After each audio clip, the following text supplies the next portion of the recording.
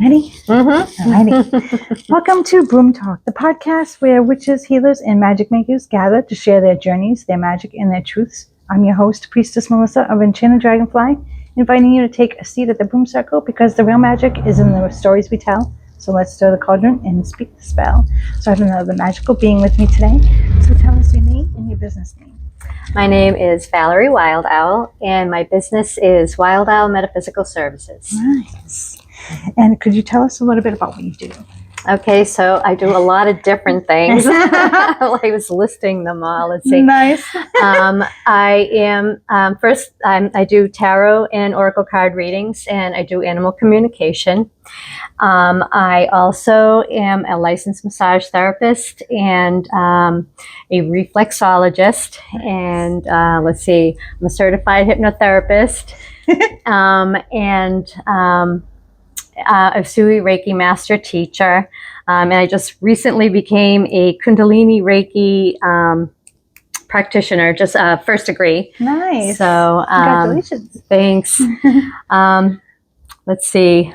I also am a registered nurse, but I call myself semi-retired because I do so few hours. But because, I love the metaphysical field and that's where I want to go. So Nice. Love it.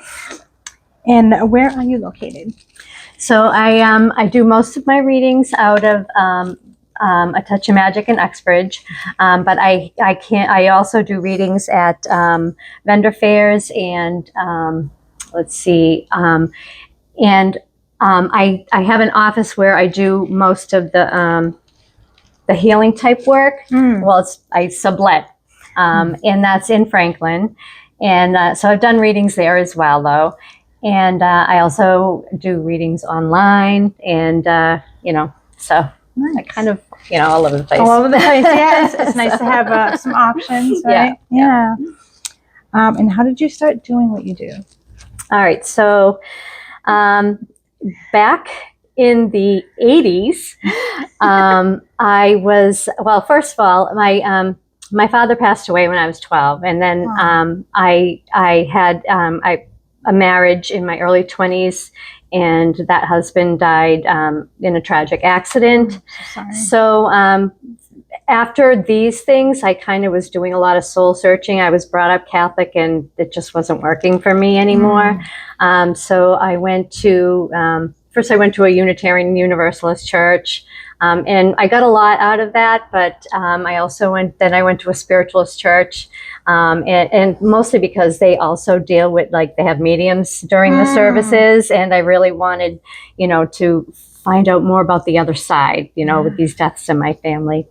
But I also was always kind of interested in psychic and metaphysical stuff anyway. I'm an empath, and I didn't know it. As a kid, I just was one of those kids that was, you're too sensitive, but that's what it was all about. Yeah. And so I decided to take a tarot class that was going on. I lived on the South Shore at the time, and this tarot class was at Regina Russell Tea House in Quincy. I don't know if you've ever heard of it, but a lot of people in that area know of it. It's been there forever. And then I just kept practicing on people, and then I started doing parties, and so I got more into the tarot and everything, and learning a little bit more mediumship too by going to the church. And taking classes with different teachers over the years. I kind of don't do as much of that as I do the other things.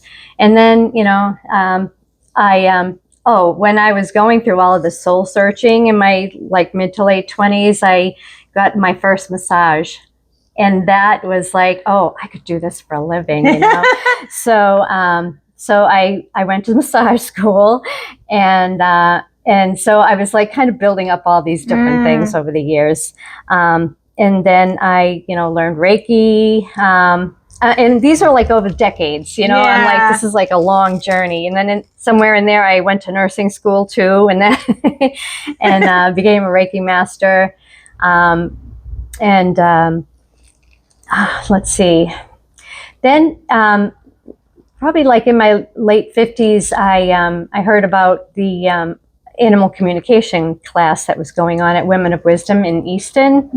And I took that, and I really loved it. And I took several of the classes that they offered on animal communication, and that just really spoke to me like crazy. So I love doing that. My favorite things to do, I think, out of all the things I do, are the tarot readings, animal communication readings, and reflexology. But I like having all those other things. Yes, absolutely. It's nice to have a variety of skills. Yeah. Nice. And what type of practitioner are you? Let's see. That's a hard question. Well, I guess for myself, I consider myself someone who, with whatever modality I'm doing, whether I'm with a patient as a nurse, or with a client doing a reading, or even working on someone's feet, I like to really have the mindset that, everybody is equal. Everybody deserves respect. And so I try to bring that to, everything that I do when I'm working with any type of client. So that's like the foremost of the thing that I really, really strive to do is, not do my best not to judge anybody. Everybody's got a different path in life. Everybody has a different education. And that's not my business. My business is to treat them as an equal human being. So, yeah. What is your spiritual origin story or an awakening moment? Okay, so again, I mentioned I was brought up Catholic, but probably in my, I was around 18 or 19, and these friend of mine, her and her family went to a charismatic Catholic church. I don't know if you've ever heard of that, but it's sort of like it's like a jazzed up, like more emotional, like they do tongues, they speak in tongues, and they do the healing where the people fall back and all that. So it's very much like a lot of like maybe you would see like Southern Baptists, I guess, or I'm not sure. I'm like an evangelist. Yeah, evangelist. Yeah, I'm sorry if I'm offending anybody. No, I don't mean to. But it was very much like that, and I thought maybe I could get something out of that, but that didn't speak to me. And so, through those tragedies that I mentioned, I had to go through like a lot of healing, especially after my late husband died. I went into therapy. I remember not wanting anything to do with any type of spirituality at that point. But while I was in therapy, I also was getting into 12-step programs because I have addictions as well. And I can remember saying to my therapist, I'm like, this is the answer. But then he goes, well, what about the 12 steps? I'm like, well, I don't need any of that God crap. That's just, so I just didn't want anything to do with spirituality. But it really helped me to have it as almost like a neutral kind of thing, not anything goddish or, and again, I started checking out different churches. I also was going to like a lot of bookstores, new agey bookstores, reading a lot of new age books, self-help books. And that's where I also started to learn a little bit more about witchcraft. And, I would look at it and be afraid of it for a little while. But then I'm like, you know what? These books are here next to these new agey ones that I feel comfortable. So let me check those out too, And I read Laurie Cabot first, and then I got into Scott Cunningham, and he's like one of my favorites. I love his stuff because he's just, all about do what's right for you. There maybe if you can go by rules if you want, or you can do your own thing. So I went that route, and then I also, again with the Unitarian Universalist Church, which is basically anybody can come with any belief systems, but it's about community and doing good for the community. And so I loved that, and I just like was taking little bits and pieces from everywhere, you know, and even the spiritualist church, even though I don't follow all of their belief systems, it was really helpful to me, you know, for the medium stuff side. But the interesting thing is the spiritualism and the witchcraft kind of came around the same time. Yeah. And it was good because I really was like just so much into the other side that I was forgetting to live on the earth. Yeah. And witchcraft and paganism brought me back to here. Oh, good. And loving the earth, and, you know, like, oh yeah, I'm here too, you know, so I can enjoy things about the spiritual things about the earth. Right. itself. You're still on this plane. Right, Yeah. right. So, and then just over the years, I just take what I can and learn whatever I can. So nice. That's a beautiful story. So what is your daily spiritual or magical practice like? I don't do too much, but the things that I always do is when I wake up in the morning, I do say a prayer, like when I get up in the morning, and pretty much almost the same prayers when I go to sleep at night. But and I call it divine love. That's just what works for me, you know. But before I even say the prayer, I just start thinking of things that I'm grateful for, because I feel like that's important too. Like, I'm grateful I slept well, or I'm grateful I have a nice warm home right now. You know, I just think of things to be grateful for, and then I go into my prayer, which is sort of like to protect my family and me, and you know, the important things, and also to help me, you know, try to do the best I can, like with whatever client I'm working with that day. I always put that in the prayer as well, you know. And then I kind of, you know, do the protection part at night after I do the gratitude thing.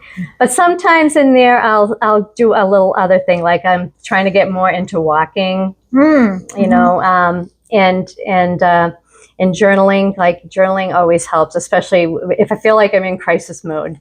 If I can go to a place and just journal it all out and scream at the book, you know, or scream whatever, you know, it's like a release. It just helps a lot. So nice. Yeah, that's important, especially the gratitude. It's things just change in a moment, right? And so it's nice to be grateful, like you're saying, of being grateful that you can go for a walk, just to have that physical ability, or even doing dishes or simple things. And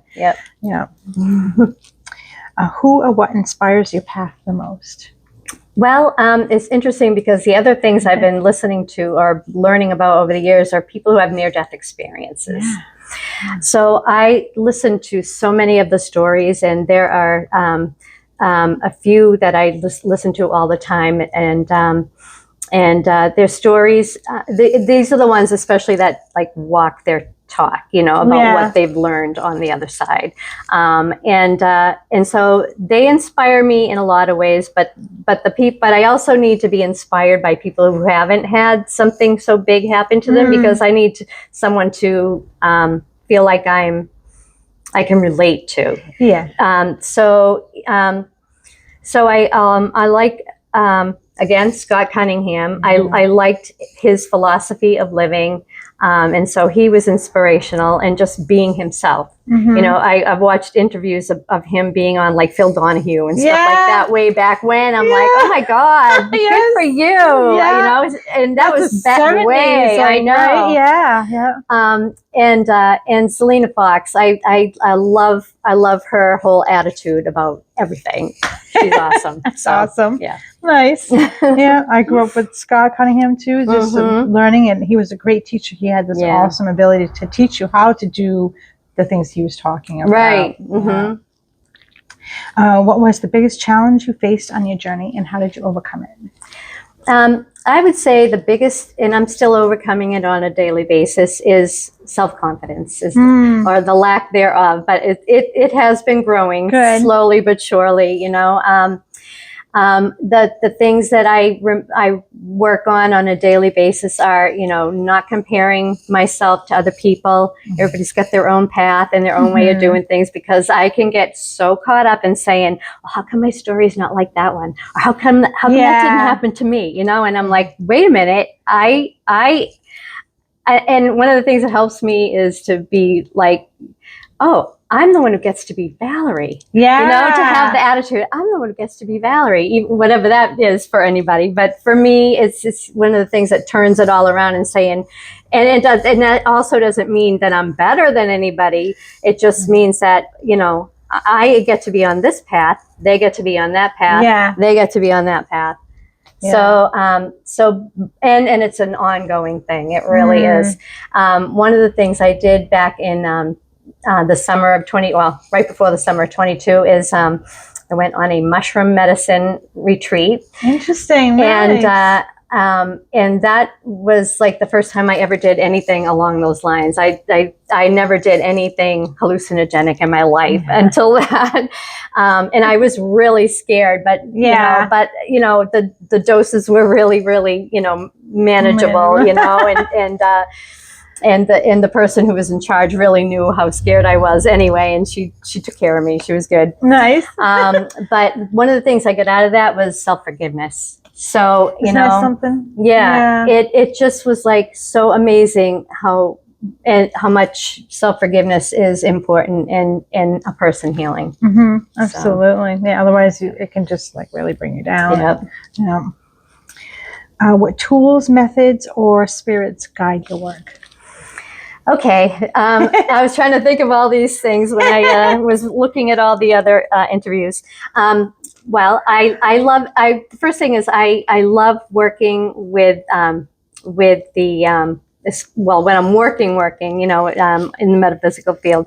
I love the Rider-Waite-Smith deck. Oh, yeah. Because that's what I learned on, and that's the one that just sort of is like in here, really deep now.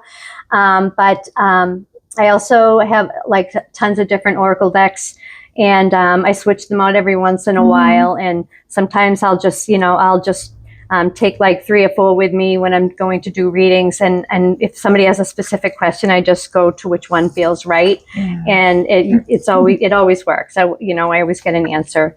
They always get an answer. And we're the messengers. Yeah. Right. Let's see. I also like to work with incense, and either incense or smudging or spray or a combination thereof, using sage or sweetgrass, you know, or sage and sweetgrass, but in one of those versions, you know, either incense or smudging or spray, depending on, you know, if I can burn something or not. What else? There was tools, and then tools, crystals, or herbs that you work with. As for crystals, I don't really use too many. I have a bunch, and I haven't done too much with them. But I like to wear my moldavite when I'm doing readings, and it's more like, to me, it feels more like a uniform. It's like it gets me in a mode, the mode, you know, to do the work. And you know, I liken it to, you know, putting on scrubs when I'm going to be a nurse. You know, I get in that mode. The other thing is, when I am working with someone who is, if I'm giving an animal communication reading, I really, you know, I like to have a picture of the animal. I don't even need to always see their face, or, you know, it can be sideways or whatever, but it's not even mandatory, because I have done it without the animal. I just, you know, that's what I like to use. So, yeah. Nice. How do you stay energetically protected and grounded? Let's see. Well, the prayers help. And every time, you know, before each client, I also say a prayer for my work with that particular client. And as for protection, like if I'm doing healing work, I have this I imagine my energy, the client's energy, and the healing energy. And I just sort of imagine my energy going to ground, so it doesn't go into the client, the healing energy going into the client. And then I just make sure, you know, I feel like I make sure that the client's energy is not allowed to come back to me. It's more like the healing energy takes care of the client's energy. Yeah. So that's one of the things I stay, you know, I help being grounded. And then when I'm done working with them, I need a good shake, you know, to get the extra energy off, or or nice cold water sometimes Oh, helps. nice. So, Yeah, that would shock you. What's one common misconception about your craft or your work? Well, I thought of two. One of them was reflexology. Now, a lot of people don't know much about reflexology, but it's using finger or thumb pressure on different parts of the hand or feet. And these are called reflexes that correspond to another part of the body. And there are people who have heard of it before, and when I give them foot reflexology, they're expecting me to do like really hard pressure because that's the way they used to do it. But my teacher taught me that as long as you're at the reflex, you're making a difference. Oh, so they get to relax and enjoy and have a really awesome treatment and not be, me poking and prodding really hard or anything. And most of them fall asleep for a little bit. Nice. So yeah, this a little snore. Right. The other thing that was on my mind was that people don't always know about when I'm saying, someone comes in for a reading, I say, well, I do tarot and I do animal communication. And, which one would you prefer? And they're like, what's animal communication? So a lot of people don't know what it is, but basically it's that I talk to their animals in my mind. And I can have a conversation with them. I can feel their personalities, and if the pet parent has a question, I can ask them about that, like a behavior, or hey, do you like your food, or what's going on, or so I can usually talk to them, sort of almost like. It's a type of mediumship in a way, because, and it doesn't have to be a pet that's on the earth plane either. I can talk to the ones who have passed over. So nice. Yeah. And how many people do that? It's wonderful. I love it. Oh my God, I love it. Can you share a powerful or a memorable client transformation? So when I was in massage school, we were allowed to have clients, outside of the school, and even get paid for it. But it was suggested that we don't charge, what the people who, already finished school charge. So I had these few people that I would practice on a lot, and they would pay me. And I can remember one woman who was kind of a regular. She came in one day and she just was in a really bad place because she had a mother with dementia that she was dealing with, and she just had so much stress. And I said, okay, we'll work. And then just through a good portion of the massage therapy, she cried. And she just cried and let go of so much stress while I was working on her. And I just allowed it while I just kept working on her. And when she was done, she was like, I'm so sorry I cried. I'm like, no, I feel like you got a lot of stress out of there. And she did. She felt like, she could continue on doing what she needed to do. The other transformation is I really feel like going back to the animal communication is a lot of times people whose pets have passed, whether they've had them put down themselves or they passed away, I just feel like they get I have a lot of people who are just really glad that they got to hear from their pet on the other side, especially surrounding whether or not they put them down, because sometimes someone will not put them down saying, I can't let go, even though they know the pet's in a lot of pain and they just can't let go. And they just feel really badly about that when the pet finally passes. And I'm like, I'm always blown away. The pet knows what the client was going through and has so much compassion for the client. And then there are the ones who worry, did I put them down too fast? Could they have lasted longer? And it's the same thing. It's like the pet knows what was going on with the client, and the pet is like, don't worry about it. I'm happy. I love you. There's nothing to even forgive. So that bond goes both ways like that. Oh, yeah. So. What sacred self-care practices keep you aligned? Well, the prayers again, but I also, like I said, I've been trying to get more into journaling and walking, and and even though I took Reiki years ago, I didn't do much on myself. But when I took the most recent, the Kundalini Reiki, I've been trying to get in the habit of doing like a self Reiki treatment on a daily basis. It's by no means not perfect. It's not perfect. And or at least like do a cleanse, like a cleanse on my chakras. Just imagine them being cleansed.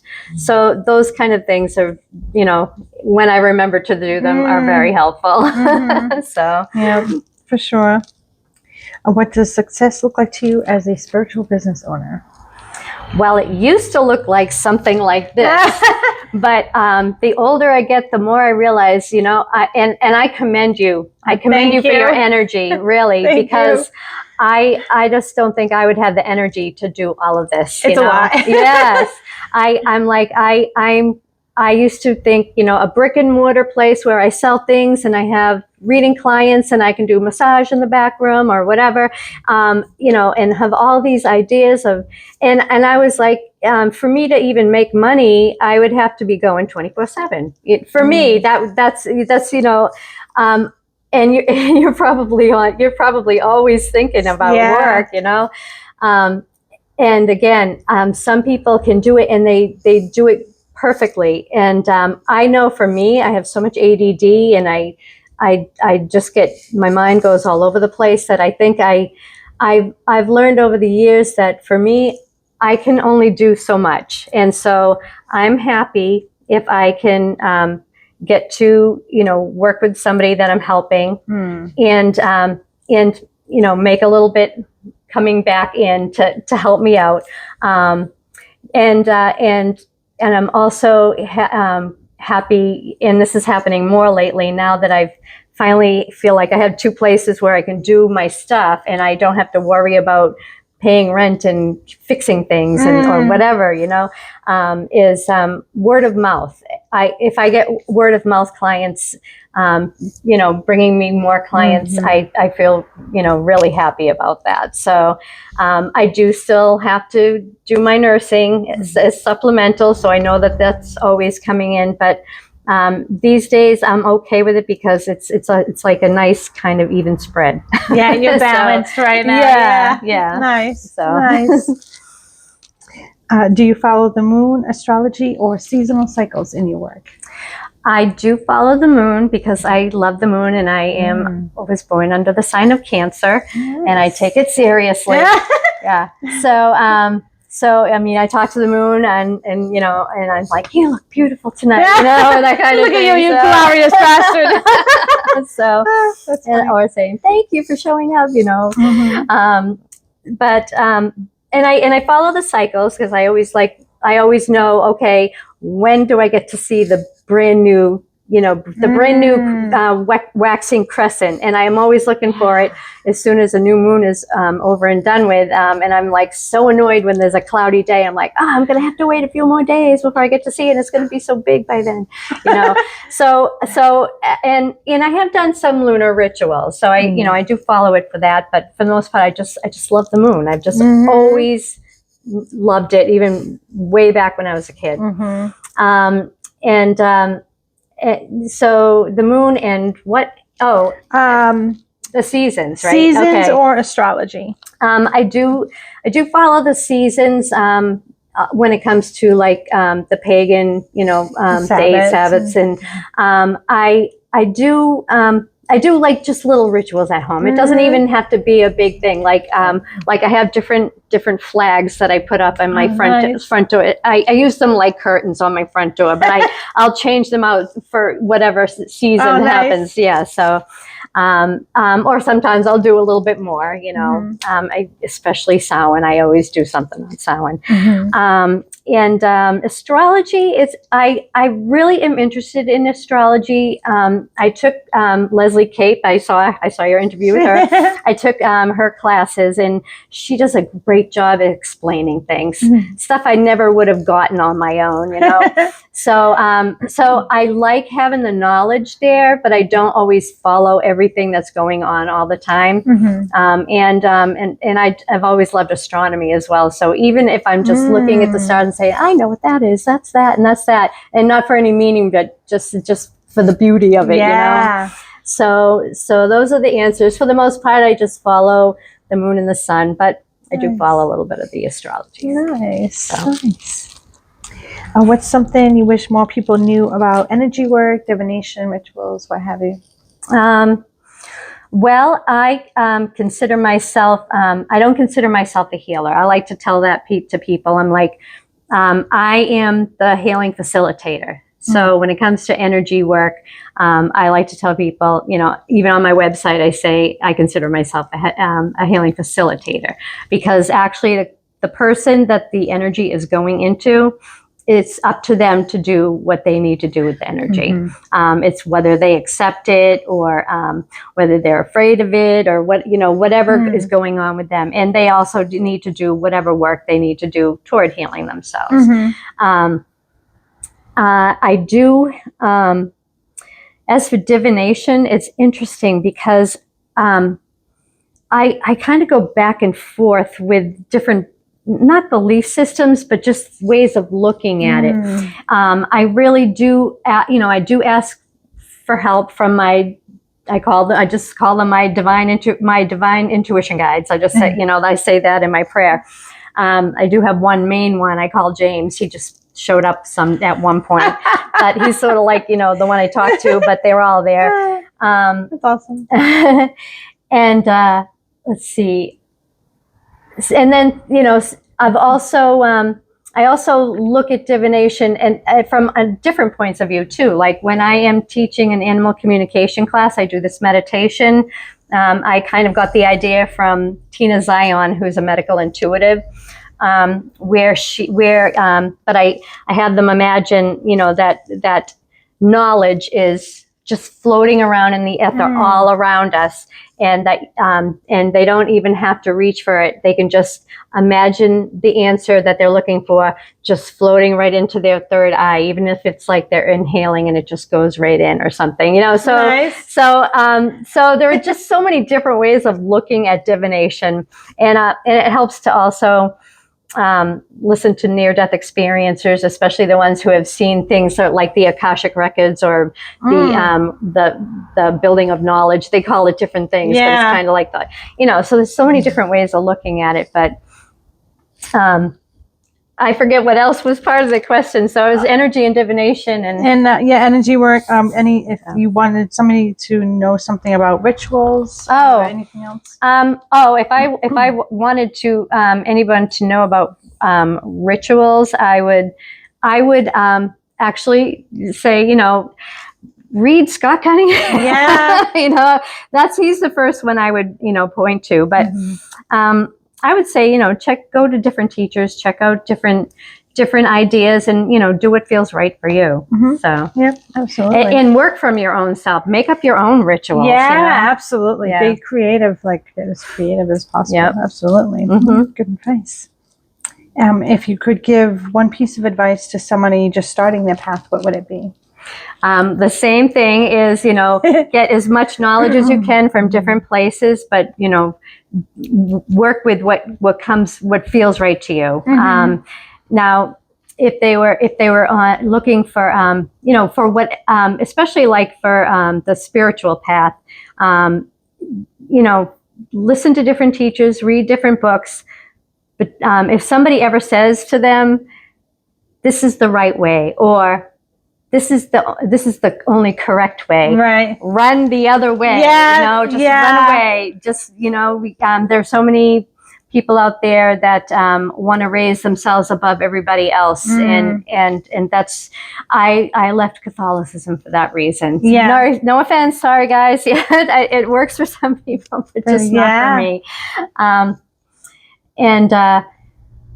Let's see, if they were, you know, and any teachers, like if they were learning divination, any type of divination, go to as many teachers, take what works for you and leave the rest. You know, and other, you know, try different things, and there might be some type of divination that's interesting to them, and they might be so, this is boring, you know, and do something else. Like I was last year, I think it was, I was spending a lot of time practicing remote viewing, and it's not that I don't want to stop doing it, it's just that I have other things that are more important to me right now. But I find it really fascinating, but it's more like a fun kind of thing to do. Not that I would want to go out there and try to find things for people or for people, you know, that kind of thing.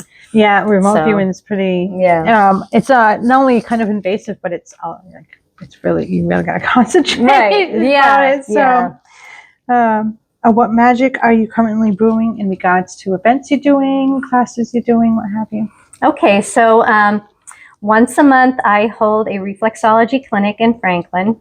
And it's $30 for 30 minutes. Nice. And I figured it was a nice way for people to see if it's something they would want to follow through with and do like a longer session maybe in the future, or just come to the half-hour ones, you know, whatever.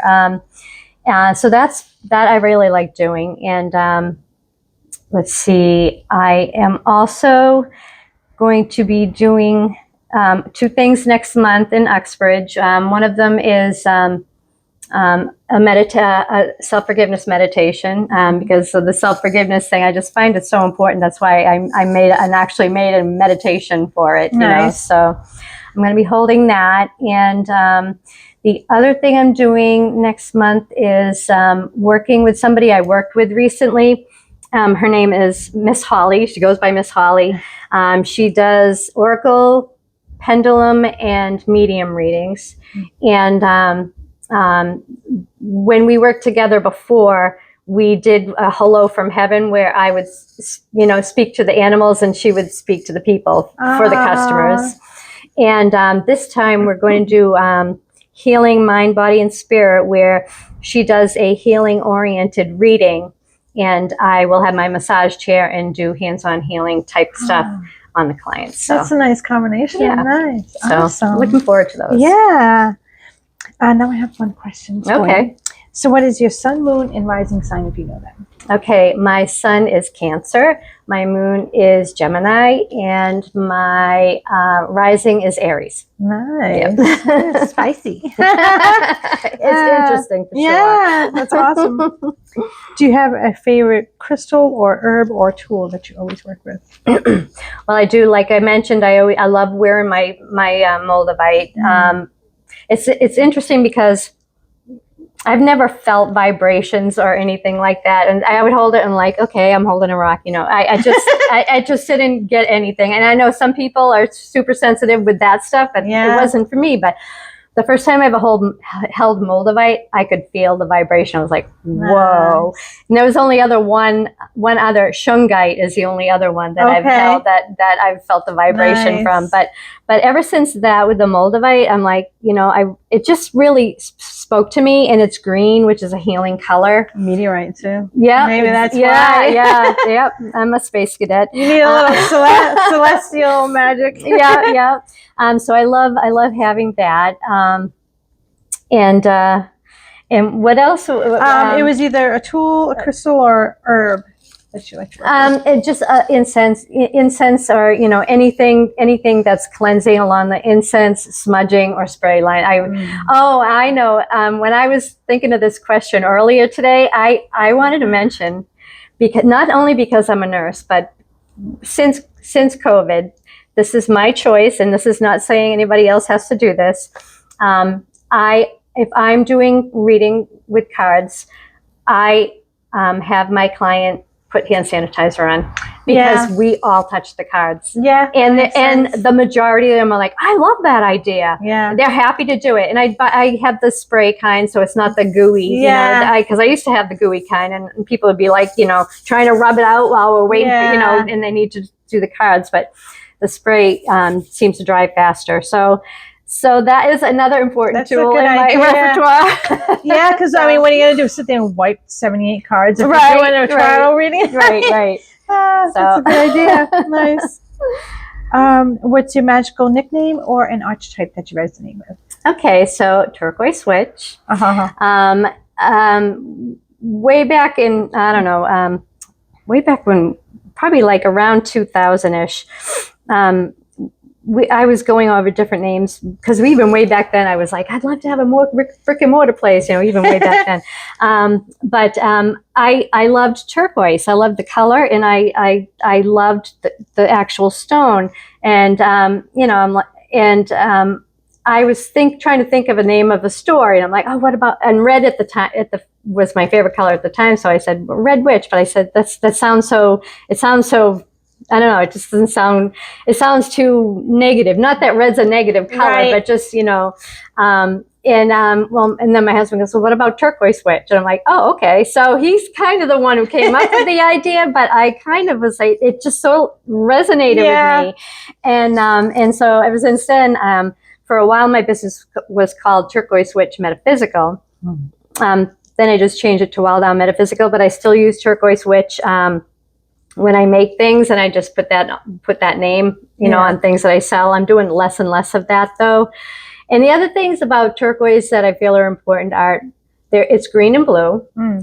So green is the heart chakra color, and blue is the throat chakra color. And to me, especially when I'm doing readings, I kind of want to have compassion with whatever's coming out of my mouth. Right, that's a good point. Yeah. So nice. Yeah.